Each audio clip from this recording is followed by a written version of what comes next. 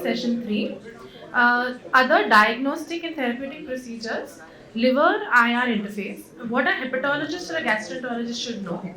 The session experts are Dr. Rahul Sheikh and Dr. J.V. Dilavari. It is my honor to welcome them. The chairpersons for this are Dr. Sanil Parekh, Dr. Shobna Bhatia, Dr. Deepika Kedia, Dr. Piyush Ranjan, and Dr. Deepak Gupta. I request the chairpersons to introduce the speakers.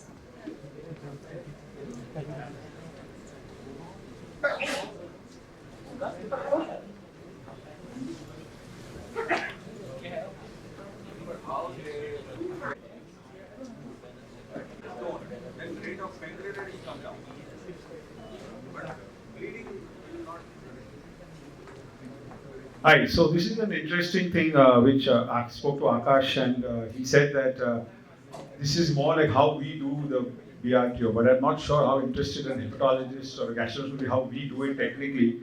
So basically, gastric varices, much less common than esophageal varices. The risk of bleeding is but 4.4 to 44%. The problem with gastric varices is when they bleed. I think all of you know when they bleed torrentially, and they sometimes even come as an emergency. And a lot of you have handled it, uncontrolled bleeding, and they have a high risk of rebleeding.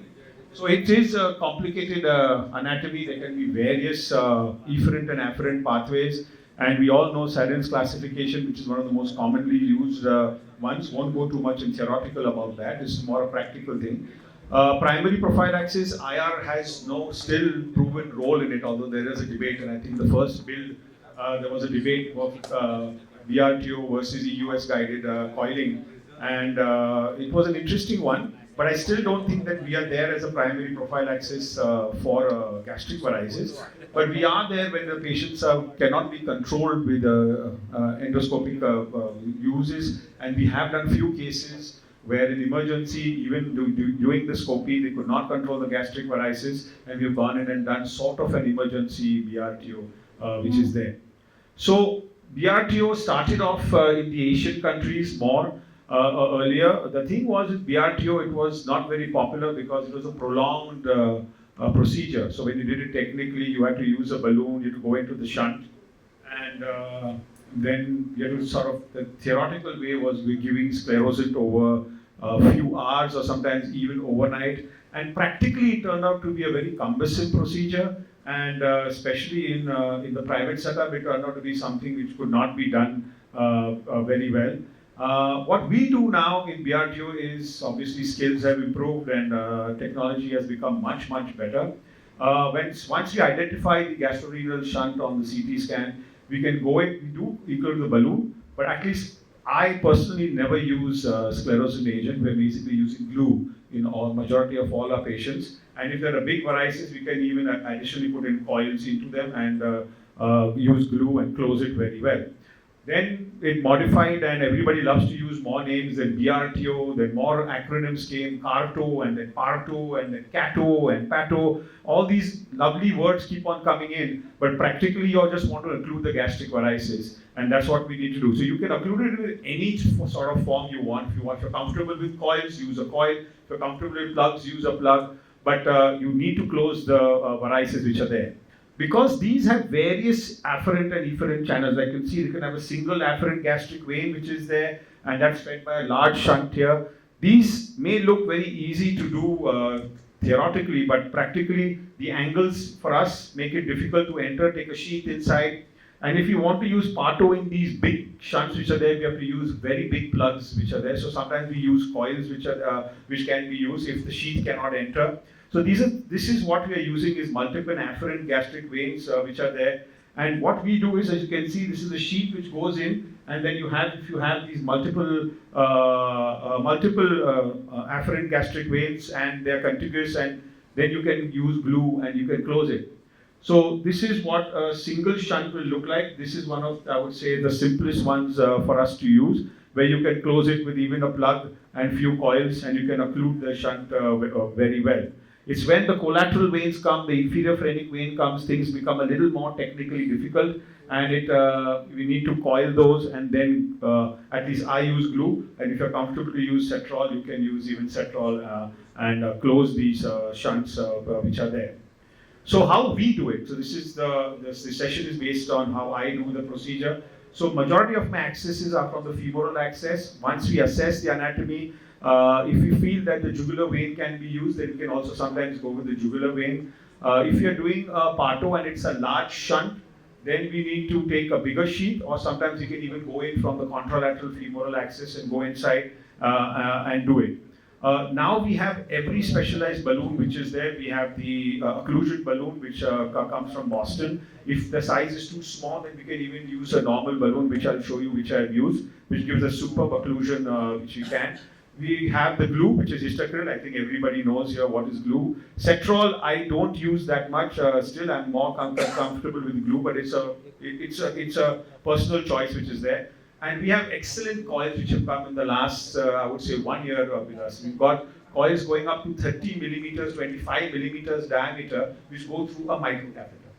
So yeah, through a microcatheter, they go through them, and they're excellent coils. So we can go up to 30 by 50 centimeters. So a single coil can occlude few of the varices, and they go through a microcatheter which is there. And these are just beautiful, and they are detachable coils. So once I'm happy with my position, then I can release them. I don't have to release them and say, oh, now the coil is not working, or the coil has flown somewhere else. We don't have that problem at all. So this is one of the cases which I have done. We have gone in from the femoral approach, and this was a big shunt which was there. So I've used one of our big balloons which we have. This was a 14 millimeter to a 16 millimeter balloon. Occluded the shunt. I had come in from the contralateral femoral axis, went across distally with another catheter, and then we put, occluding the balloons, we put few coils in the varices, and then we glued it. You can see this is the glue cast which has formed in the varices which is there. So we used a combination of balloon occlusion with coils as well as glue, and we got an excellent occlusion which is there.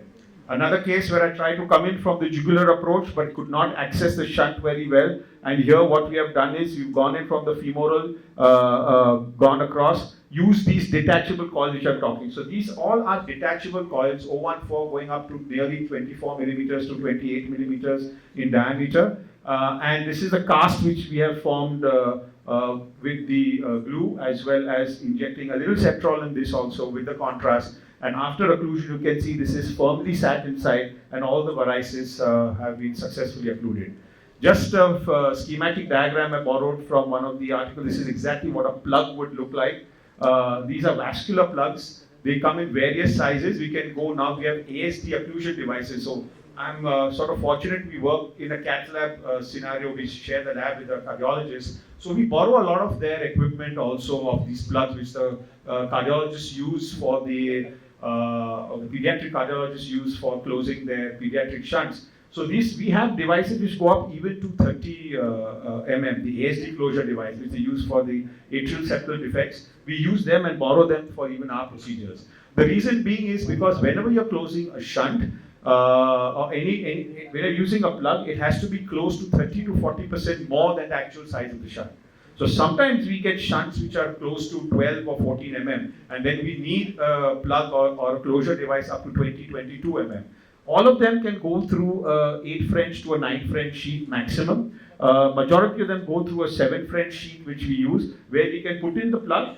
Again, the beauty of a plug, but when you're doing a parto, is you don't need to detach the plug. You can put the plug inside, cannulate the varices with a microcatheter all the way distally, glue it completely after releasing the plug. Once you're happy with your gluing position, you're happy with the occlusion, you can release this plug and you can close this shunt. So this is how we are doing now. So at least in my practice personally, original BRTO, I don't think I've done for the last 6 or 7 years, where we're giving sclerosant over 24 hours and doing that procedure. So this is a CT of a large gastric varix you can see here, and we have occluded with the plug. In this case, we have used a plug occlusion, formed the cast very well, and this is the post CT where you can see that the varix has completely disappeared. In this case, we used a mixture of gel foam, Cetrol. This was the earlier cases which we did, and we occluded it completely. So you won't see the glue cast here on the CT scan post. You will just see the contrast which has sort of gone away, and the plug has completely thrombosed. This is one of the anti-grade BRTOs which we have done. This is another way where I think Akash gave a presentation, I missed that, where you can do tips and a BRTO together when you're doing an anti-grade one, especially when you don't have a large gastrointestinal shunt to cannulate. In this case, we could have also gone in from the BRTO method, but while doing the tips, I saw that there was this large left gastric vein, gastric varix here. After doing the tips, I went into the gastric varix all the way inside with the catheter, used those beautiful coils which we have, and put a little glue inside and completely close this gastric varix. As you can see, post tips, you can see that that draining big large shunt which was there has completely disappeared. The one here, which I point out in the arrow, the one which was draining into the left renal vein, post tips is completely disappeared. You cannot see it anymore. Even the varices are completely closed, and this is how we can do it. So it's not only that one method fits all. You can do a BRTO, you may have a recurrent bleed. At times, if you see that tips will also be required and you need to access the left gastric vein, you cannot access it from the renal vein. You can even go from the left, you can even do tips and go through. If it doesn't require a tips, patient doesn't have a ascites, you can even go directly from the transhepatic approach into the portal vein, access these varices and completely occlude them. So we have been pretty successful in all our procedures which we have been doing. Akash is standing behind. He needs to tell me how successful I have been when the patients come to you back for follow-up. So he's the main man. Up till now, he has not complained, so I think I'm doing a pretty decent job for him. Thank you so much.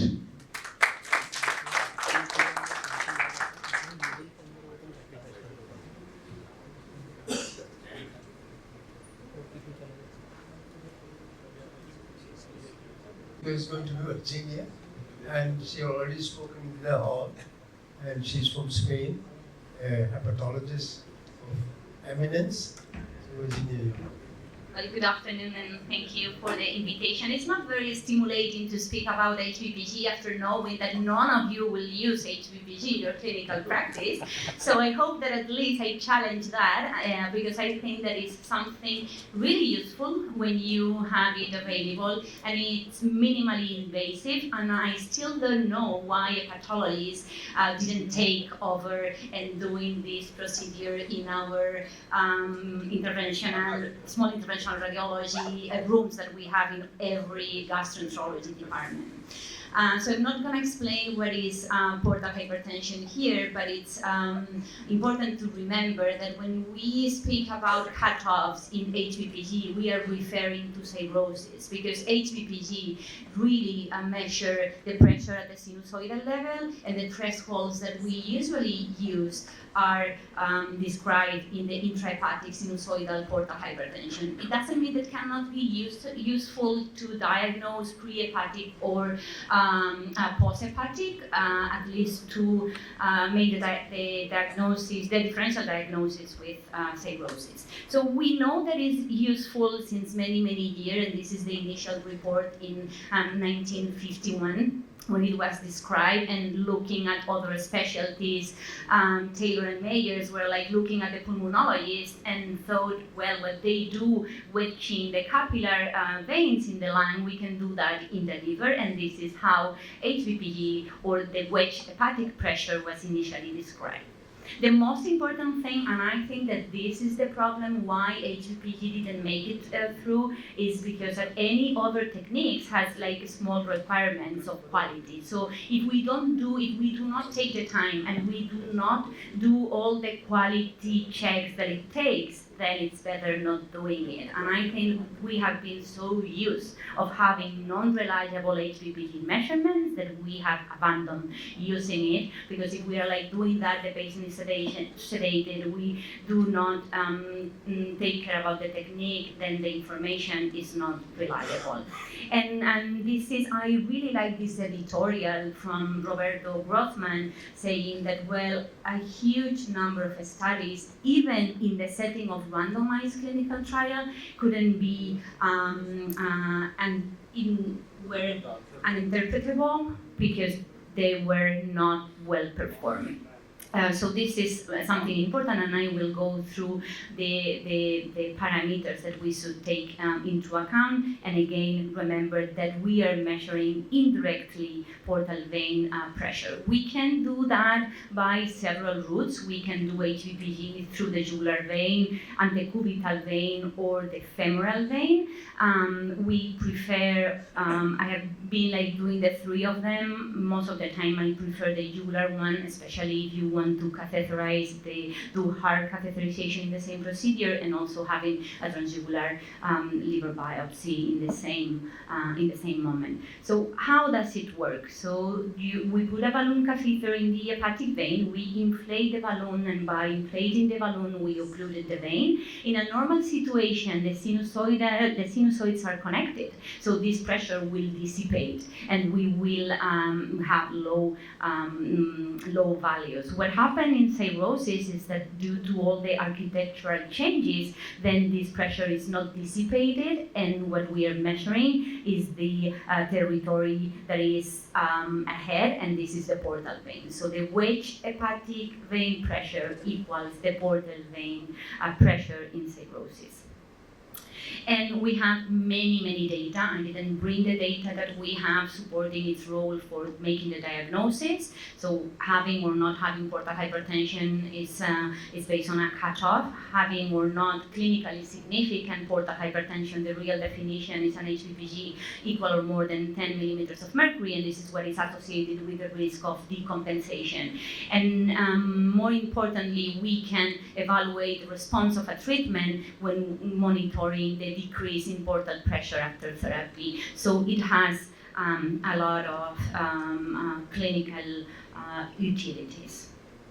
Why do we measure the HVPG and not only the wedge hepatic vein pressure? And I have seen that sometimes, they are speaking to you and they are only telling you the wedge pressure. No, it's important to measure both the free and the wedge and doing the gradient, because those pressures, they can be affected by intra-abdominal pressure. So if we do both of them will be equally affected, and then what we are getting is a more reliable pressure. So a wedge pressure or even a portal vein pressure of 20, it doesn't mean to me anything. It's you do the gradient and then we see if we are speaking about a high or a lower gradient. And we know that in the setting of cirrhosis, specifically alcohol and viral hepatitis, it really equals portal vein pressure.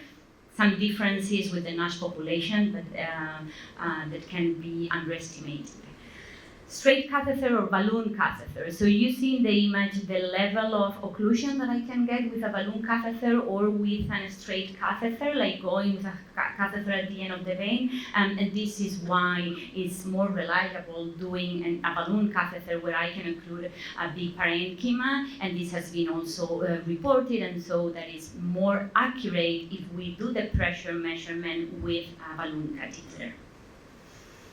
Always check for venous-venous communication. If we see an image like this one, the pressure that I'm getting is not good enough because the pressure is dissipated through the vein communication, and I will get an underestimation of the pressure. So if we are taking the decision of going to surgery, yes or not, in an hepatocellular carcinoma, this is very important, because maybe I'm saying yes and then the patient has complications after. So always check for that. The free hepatic pressure is important, is equally important as the wedge hepatic pressure. And we have to measure them that 2 to 3 centimeters from the ostium. If we go too deep, then it won't be reliable. If there are differences, we should always discharge an obstruction. But sometimes there is no obstruction and there is a difference between the cava vein and the hepatic vein, so always use the hepatic vein. That's the one that will give you the prognostic information. tracing, and I see that in the previous talk with the gastroenterology techniques, they always use a digital manometer. It's very important to have the tracing. It's very important to have a low speed tracing where you can see the pressure and you can select what is the number that you're giving, and it's very important to calibrate the transducer and to really put that on the mid-axillary line, because if I change my zero, I will change my pressure, and this is also something, it takes like 1 second, but it's like something that you should be careful about. So, and then using an adequate scale, because if I'm using that with the tracing that usually the cardiologists have with very big numbers, I don't know what is the number that I will give for this pressure. It's like something between 25 and 30, but if I have an adequate scale, then here I can be like more precise and I can check what is the actual real numbers. And it's very important because these changes, is like changing 1 or 2 millimeters of mercury can change the information that I'm giving in the clinical setting. And also we have to wait until the pressure stabilizes, because sometimes if we do that so quickly, then we can give like different values if I'm like doing like here, if I'm taking this value, or if I'm waiting until I see that the pressure is stable. And some patients, they need time, and this is why we always recommend to measure at least 1 minute and make sure that the pressure is stable, and then when it's stable, then this is the value that I'm using. How do we make the gradient? I told you before that the HBPG goes with the free hepatic vein pressure, but sometimes the reports are using the atrium, especially in the setting of tips. This is like very common. So if we do the gradient with the atrium instead of the hepatic vein, most of the time the numbers are not exactly the same, and there are a few millimeters of mercury of difference, and then we will lose the prognostic value of the threshold. So everything that has been reported and all the literature that we have is using the hepatic vein. If we are using the atrium, maybe it works or it should work, but the thresholds are probably completely different. Anesthesia, and this is also something that I'm seeing all the time, the US procedures with patients under anesthetics. So it really affects the pressure. It really changed the values. What we know that is safe is like a low dose midazolam, and we can use that if patient need that, and this is safe. Doses higher than this one will affect your pressure. And this is something that we see when the patient is sedated, and this is in the setting of a TIPS, measuring HBPG before puncturing. So this is how we can, or how the pressure look like in a patient that is awake, and this is how it looks like in a patient sedated and under propofol. So giving a value here is really challenging, or at least you will agree that it's more challenging having the good value here than here.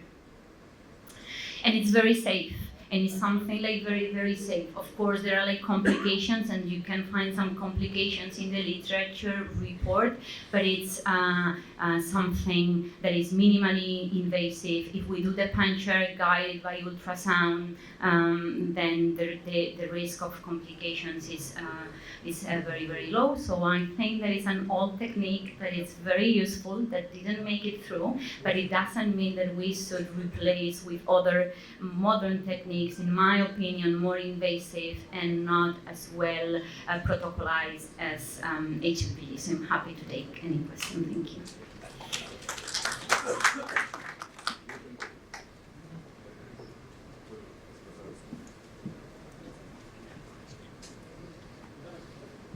Our next speaker is going to be Dr. Matthew Philip from Kochi.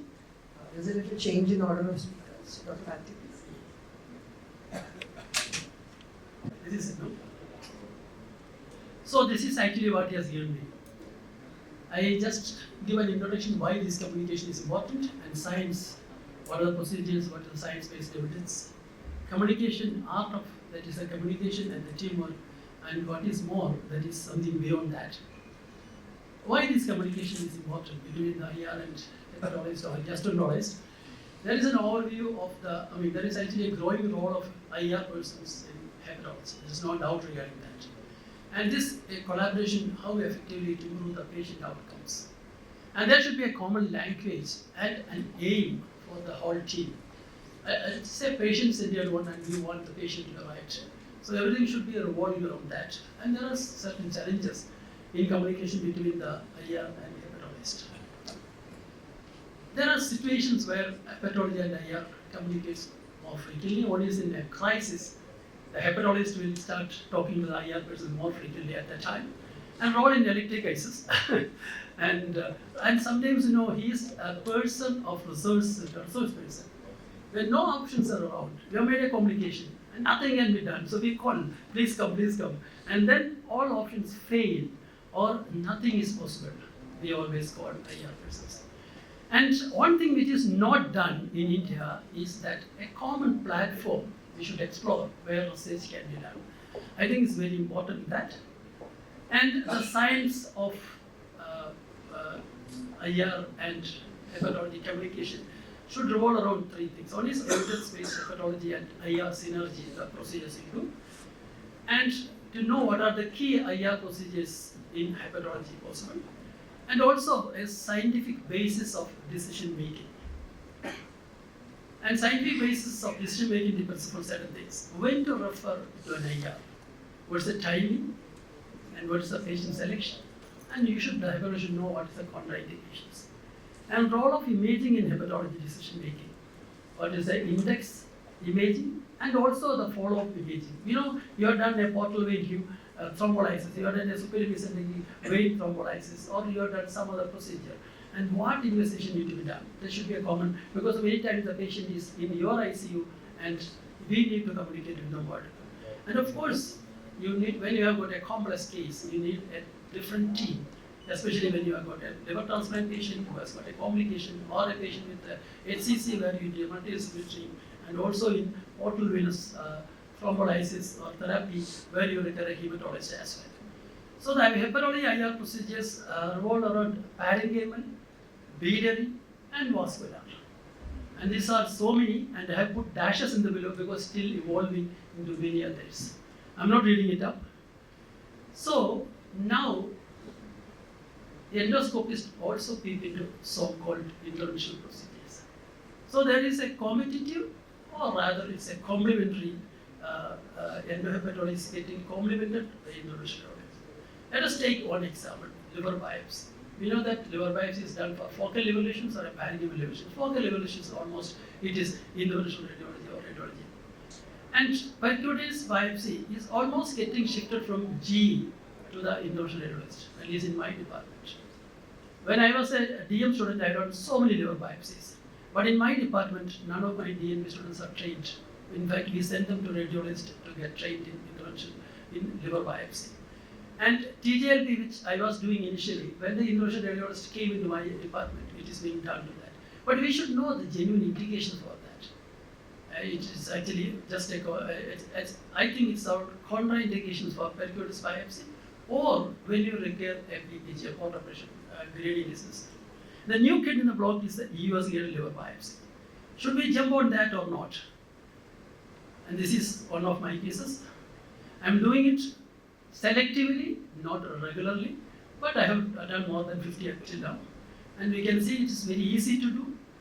You can see the liver, you can take your right lobe and left lobe, you can look at the vessels, and it is truly real time. And you get tissues like this, it's fantastic tissue. Our pathologist is very happy, and they think it is, except in the initial 1 or 2 cases, they think there is not much difference for them in interpretation. And why it is important, or was it really necessary? What are the potential advantages? Ability to view both the lobes, right and left. You can real-time assessment of the procedure. You can see avoid vessels, sedation, and there's less apprehension, less pain. And in very obese patients, it could be potentially useful. And when you are doing for an endoscopy procedure for some other purpose, and the patient requires a liver biopsy also, then you can actually do probably opt for this. And coming to another area, hepatocellular carcinoma. So there you see there are two different cases. One is a small lesion and it's a large lesion. And if the small lesion, it depends upon the liver condition. If it is child seeing quite advanced, he is not going to make it unless he do a transplant. Suppose the lesion is big also, but if the liver function is quite good, we can actually think for advanced therapies. So the challenges in managing hepatocellular carcinoma is actually a balance between functional status of the liver and the tumor burden. If you look at this graph, actually what decides the survival is the status of liver cirrhosis. It's not the tumor volume alone. So it all depends upon what is the functionality of the liver that we don't do as a company. So you really require a big team. And one is the hepatologist, then the interventionalists, and other important group is liver transplant surgeons. I think we should be little more liberal in looking at these patients who are eligible for liver transplant. A small lesion, but child cirrhosis. The best is to go for transplant rather than meddling with all other. What about biliary intervention? I'll tell one story about a lady who underwent a disease called, she has a disease called recurrent pyogenic cholangitis with multiple stones in the biliary system. And she underwent a surgery and she has they have done an access loop hepatic genostomy. Multiple stones were there, we actually tried to remove everything, but no, two ducts we are not able to enter at all, whatever we do, with spyglass, everything. So we called the interventional radiologist. Percutaneously, you can see all the nasopilary tube because of cholangitis, and we actually use their skills to get into that. This is the access loop which we used, and using an upper G endoscope, therapeutic upper G endoscope, we passed a spyglass, and we actually tried to break up all the stones possible. And she was actually relieved of a combined effort from the intervention and the gastroenterology group. And this is another patient who was a liver transplant patient, a very difficult patient, developed stricture after 1 year, and cannulation was extremely difficult. We sought the help of our interventional radiologist, and we did the ERCP here. We can see the stricture there, and finally we use even a spyglass to take biopsy from that because there is a strong suspicion of malignancy there, but it was not trauma, it was an infection. So all this can be done. And coming a very important area where we is bleeding, where I think gastroenterologists keep many things towards us rather than letting out to go there. We know 3 situations: active bleeding, of course we have to go in and do, especially in patients with gastric varices, we actually have to handle that. Usual varices is not a major problem. And then there is secondary prophylaxis that come after bleeding, or primary prophylaxis, which I generally don't handle gastric varices for that purpose alone. There are different options for that. And when you classify varices, gastric varices, depending upon the endoscopic classifications, it looks quite simple.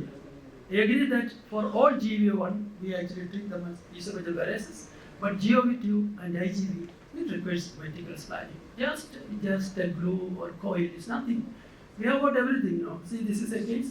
You can see the patient has bled. Patient has come to our department, so naturally we take the patient and we look at immediate because it's likely to bleed, so we actually put a coil and glue. And once after that you do that, you take the patient for imaging.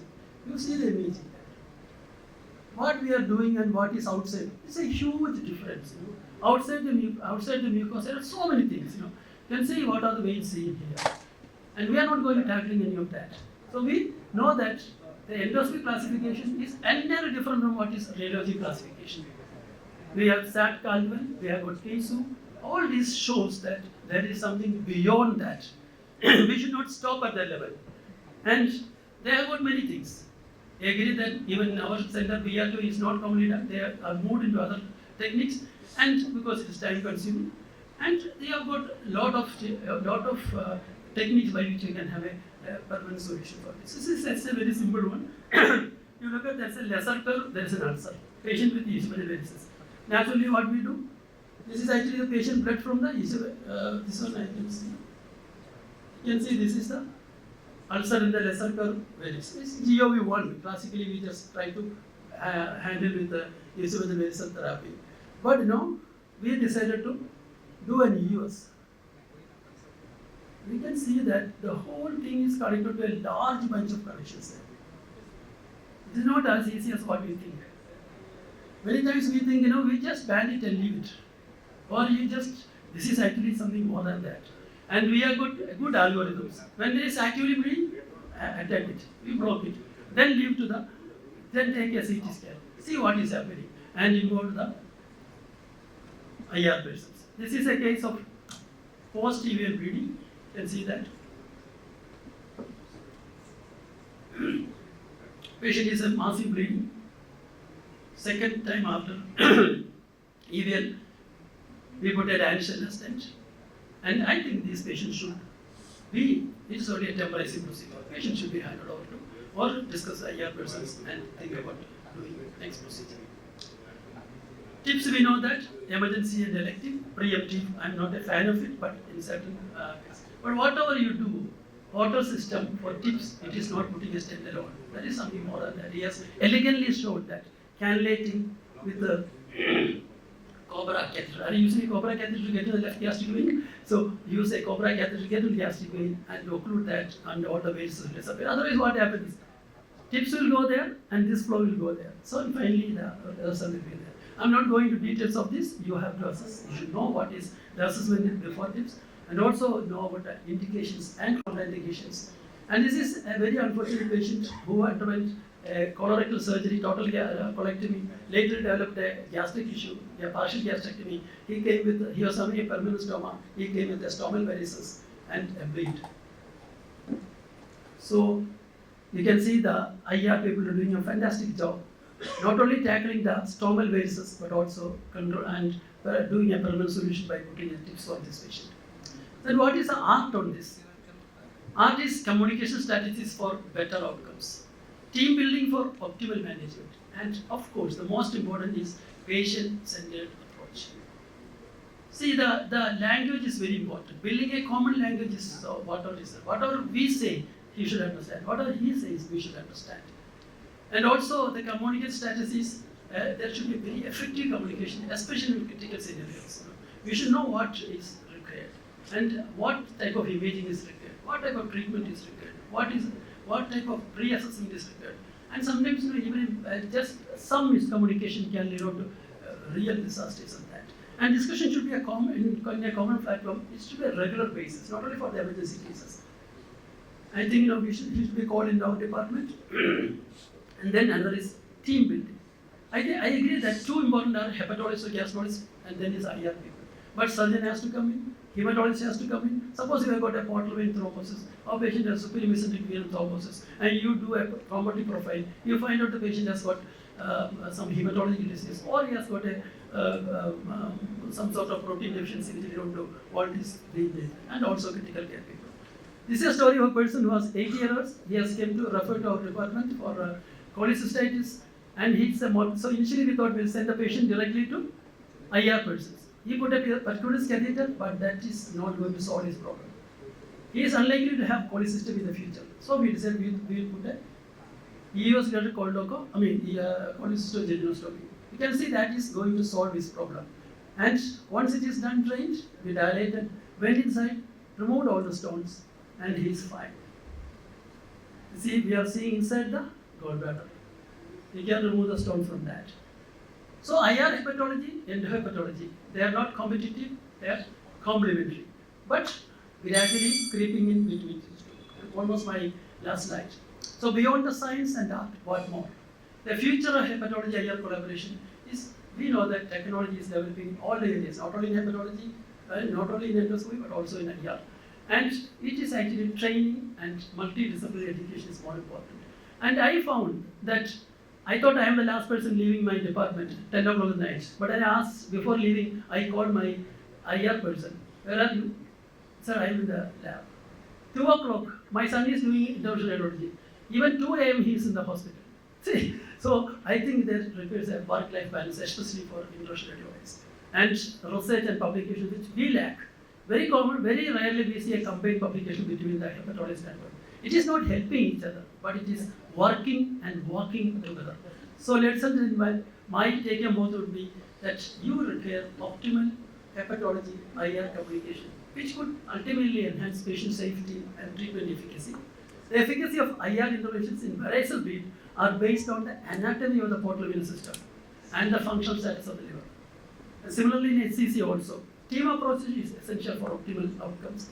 You need a standardized referral pathways and a structured reporting is very essential. Patient-centered approach is the key, right indication and the right timing of interventions. Continuous learning and collaboration will shape the future of hepatology interventions. Those who are interested in IBD, Kochi is hosting the IBD Con of CCFI in 2025 August. Thank you so much for your patient hearing.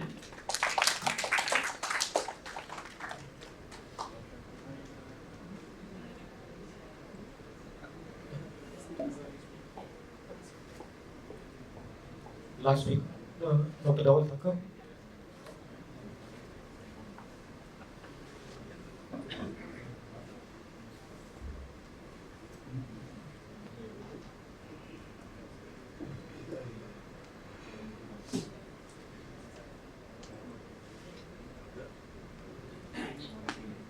Good evening, everyone. First of all, I would like to thank Dr. Akash, Shukla sir, and the build team for giving me this opportunity to present the topic. I will be speaking on transjugular liver biopsy. What is a liver biopsy? It's a procedure to collect a simple sample of liver tissue for examination, and it helps in diagnosis and evaluating the extent of damage and determining the cause of liver issues. Why TJLB? It's a minimally invasive technique when traditional percutaneous biopsy is not possible or unsafe to do. Generally, the other contraindications of percutaneous approach, that is the coagulopathy and ascites. For those cases, we prefer doing TJLB. Mainly, as we said, even for cases of morbid obesity, in those cases we would tend to go for TJLB. What are the conditions that are used for diagnosis? That will be cirrhosis, hepatitis B or C, fatty liver, fibrosis, or portal hypertension and its complications. The point blank specific indications for TJLB would be the severe coagulopathy and large volume ascites, suspected vascular tumor, or failure of previous percutaneous liver biopsy. Also, as we have already covered the topic of HVPG, we can simultaneously cover the topic and take hepatic venous pressure gradient during TJLB. So what do? We go from the right jugular venous axis, that's the preferred axis. It's a direct axis into the hepatic vein to measure the hepatic venous pressure gradient. What is the advantage in it? The two main advantages is it helps in protection for the patient's risk for developing variceal bleed, also to guide for the management for portal hypertension due to cirrhosis. Pre-procedure workup would be the normal workup of lab, PT-INR, doing the ultrasound, making sure the patient has ascites and consent. We generally take the right jugular vein ultrasound guided, we take the axis and we navigate it to the right or the middle hepatic vein. Once the axis is taken, we take venous pressures, hepatic and wedge pressures, and after that we exchange it to a guide catheter, which is a braided catheter, and we insert the biopsy gun. Once the biopsy device is inside the liver parenchyma, we use a semi-automated spiral mechanism. Usually 3 adequate samples are required of 15 mm in length. After that, a check venogram is done to confirm if there is any bleeding. Manual compression at the puncture site is enough to achieve hemostasis. What is the efficacy of the tissue that is obtained? Obtaining adequate tissue for accurate histological interpretation. The length of the tissue is most important. Around 10 to 15 mm length is required for them. Nowadays, they have a thing of 6 complete portal tracts to be considered for an optimal diagnosis of diffuse liver disease. Post-procedure monitoring would be close monitoring for potential complications of bleeding or FNE infection. Hospital observation is required from 6 to 12 hours. What are the advantages of this procedure? Especially over the percute biopsy, the advantages is coagulopathy, ascites, and high risk of complication of percutaneous biopsy. It's a minimal invasive procedure, small incision reducing the risk of significant bleeding or infection, and it helps in accurate diagnosis. What are the complications of TGLP? The common risk would be bleeding, hematoma at the biopsy site, infection, or any vascular injury, but nowadays this can be clearly avoided by using ultrasound guidance. Rare but serious complications would be cardiac arrhythmias, pneumothorax, or damaging their surrounding structures. Post procedure can bed rest and follow-up would be with the blood investigations and the reports that are being. So as we can see, TGLB offers a safe and reliable method for obtaining liver tissue in patients which are high risk for traditional biopsies, generally safe and contains very low risk and requires post-procedure care.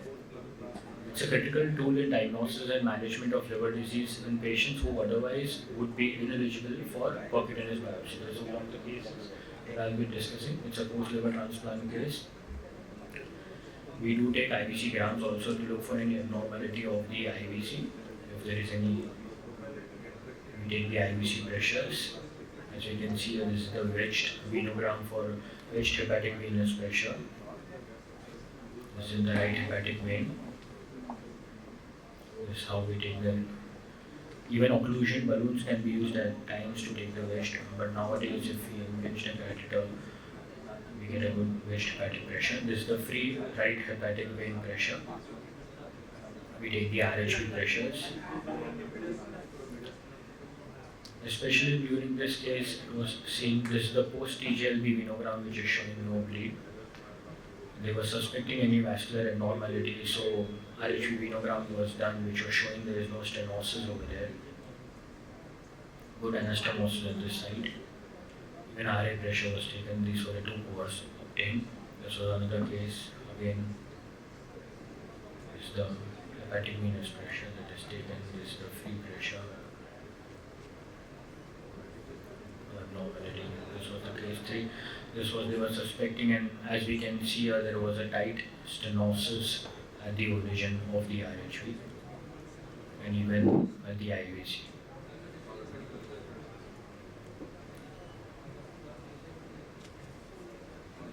So,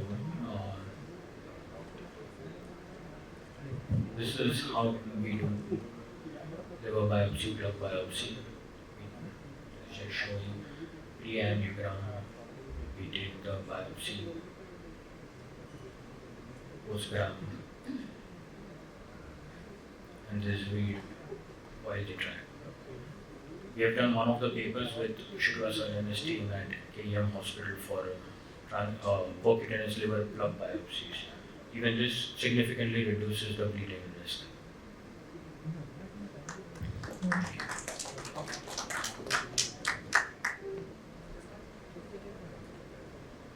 I would like to thank all the speakers for the talk, and I want to invite the experts to wrap up the session. I think it was a wonderful session.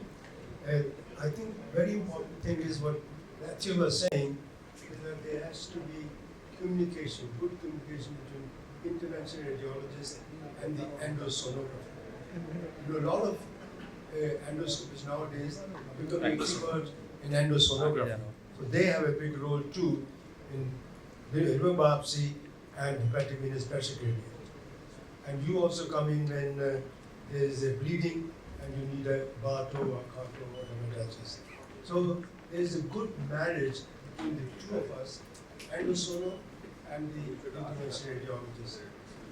And is there any questions at the?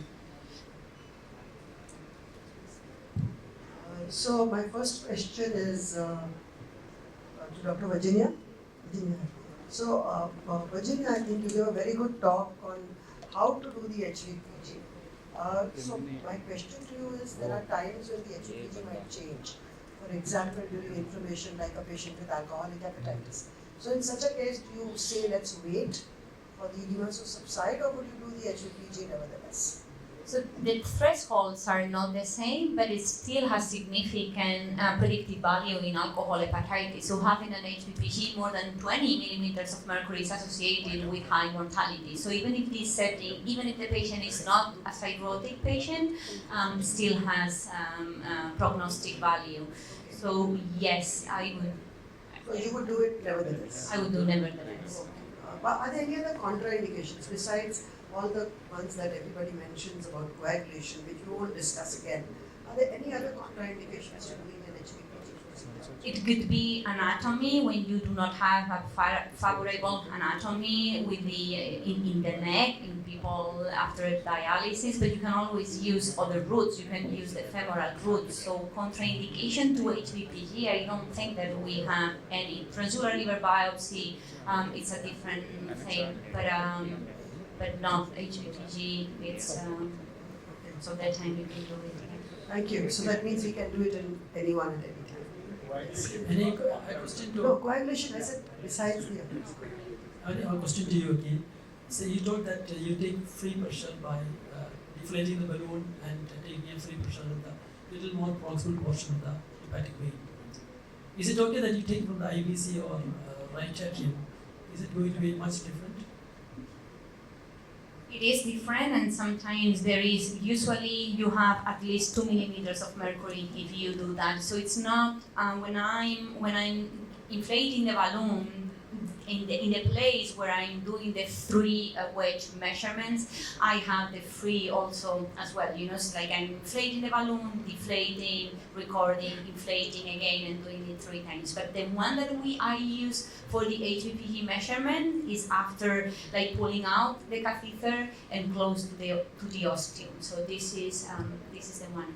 And I would like to comment also on the previous thing about communication with the radiologists, because I think that this is essential.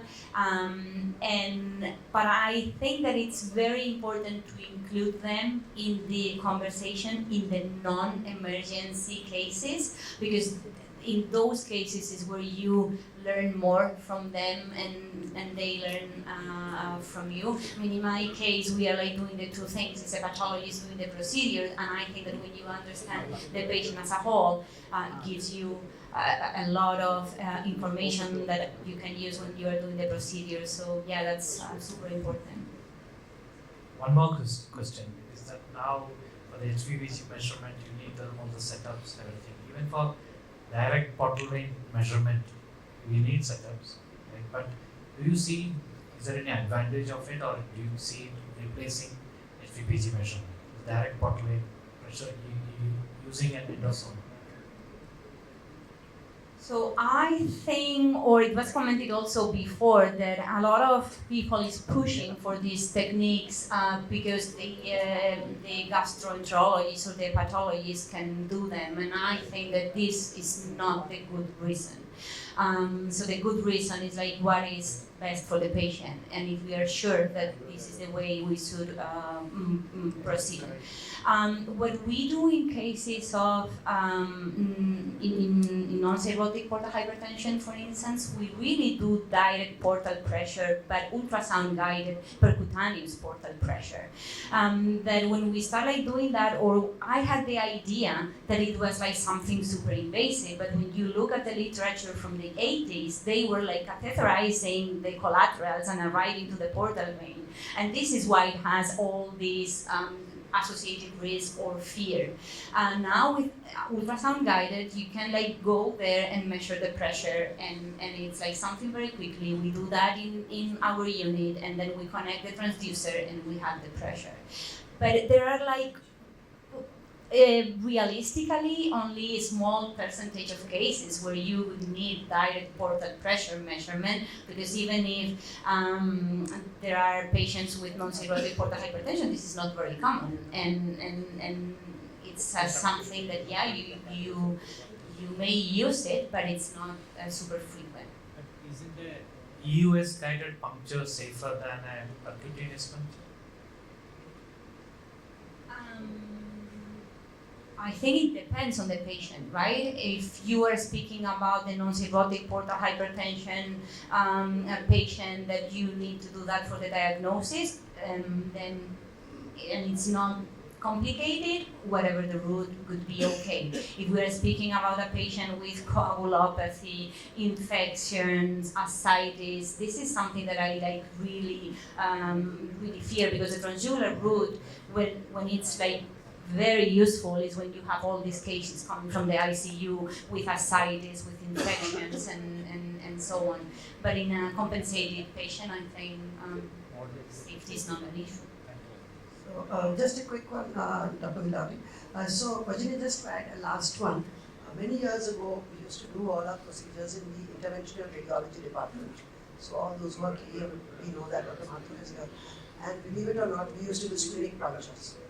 We used to do splenic pulp pressures. And we used to get the same information, especially in patients with non-cirrhotic. So in India, we have a lot of non-cirrhotic hypertension as compared to Western countries. So in that situation, is the portal pressure is very important. Direct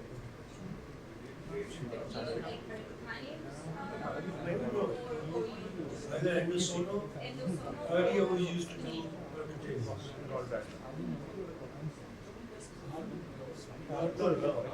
No, now nobody does do a percutaneous unless intervention radiologists sometimes they want to go into the portal vein, sometimes they puncture at that and they change.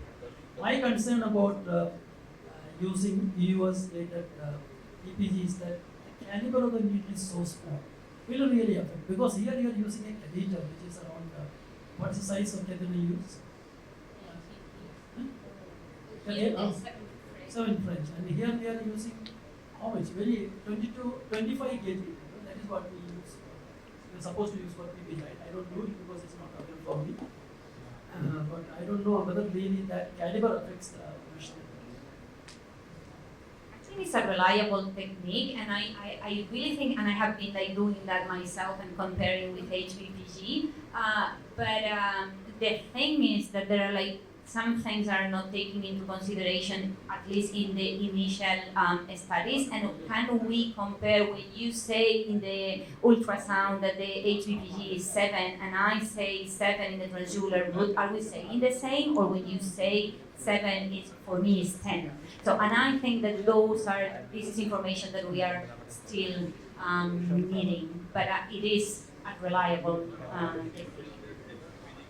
One query which I was, which is outside the academic departments, in the most of the gastroenterologists who work in the even in the medical college, which are not academic medical college, and the private, how many of them will get the SBPG done? In my department, when I ask for a transfer, it is very primarily useful because I was doing it. And we always ask them to record because that is important because we do liver resection for hepatological carcinoma. We plan for treatment and those cases I really need that. And I am sure you will also be doing very well. We transfer a biopsy. Academic department where the work is going on and or some therapeutic purpose, something is being done, then it's a different issue. But none of the male gastroenterologists, how many of them are getting the major benefit? They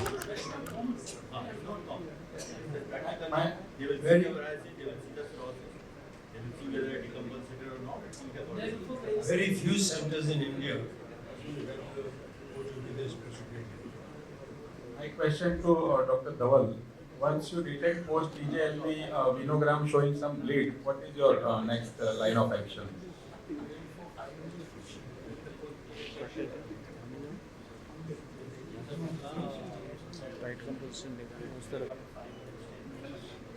So actually the caliber of the needles used now, you don't see any post-TJLP complications, I'll be very frank with you. The only TJLP complication I ever had in my life was the first one I did when I was in KM. I think we went too distal to do it, and that was the first, we were learning at that time. Up till now, since then, I think none of us have had any complications with TJLP. It's a very safe procedure. Maybe US guided has its play, but up till now, it's a very quick, safe procedure. We get excellent pressure measurements also, and it also gives you a therapeutic thing. So, till date, we've never had a problem with TJLP. Dr. Rahul said, as we always say, gastric varices, BRTO, CARTO we are doing. Nowadays we are doing US guided targeting treatment of the gastrorenal stand. So what's the take on that point of view? So I was part of the debate in the first build, and it was a nice, interesting debate. I think what Dr. Phillips said is beautiful. It's not a competition. It's not definitely not a competition. It is collaborative. So like he showed the picture that he put in a beautiful coil in one of the pictures, and he did the CT scan, he realized there were so many varices. So in an emergent setting, definitely EUS guided does play a big role and it should take over. There's no question about it. But when it comes to doing it with rebleedings and when the patient is relatively stable, and you see on CT there are many more channels, then BRTO or PARTO, CARTO, whatever the names you want to give it, play a much bigger role and a much effective role in it. So again, it should not be that I am better or I can do a good job. No, it's not that. It has to be with the endocrinologist, we combine in emergency, salvage the patient, do the EUS, and then when you image, you realize there are many more bleeders. Then you go in and do a good BRTO. Again, imaging plays a very big role to see the shunts which are there. Like just a case referred 1 week back, there was so many varices, but not a single gastrorenal shunt was there. Then how do I access it? Then we can maybe use different techniques, like I can percutaneously enter each one and with a microcatheter and go in and do it. That could be a possibility. We'll be doing that case soon. But it is, I really like your talk, to be honest with you. It was something where it is a collaborative effort, and I really appreciate that one, that you should give us some quality of life. I think you should tell Akash that if he's around. No, but it is. It is. We are always remembered. But one thing I can say with, I've been working with Akash for the last 3.5 years. I think we chat more than we chat with the wives, actually, frankly. We keep on discussing cases, whether it's elective, emergency, every case is discussed. His thoughts, my thoughts, his team's thoughts. He has an excellent team. We all discuss every case. They give their ideas, we give our ideas, and we say, okay, this is a better way to do it.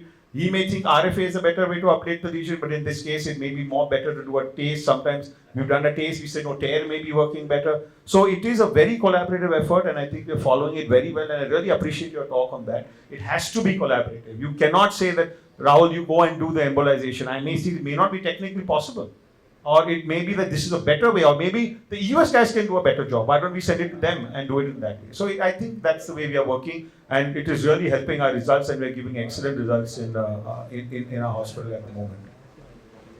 I think we all agree that there should be teamwork and multidisciplinary team discussing about the patient, what is best for the patient, not is what's best for you, best for a hepatologist, but it's teamwork. So with that, So with that, we conclude the session. Thank you very much, everybody participating. Thank you, very eloquently put, sir. And that brings us to the end of the fantastic day here.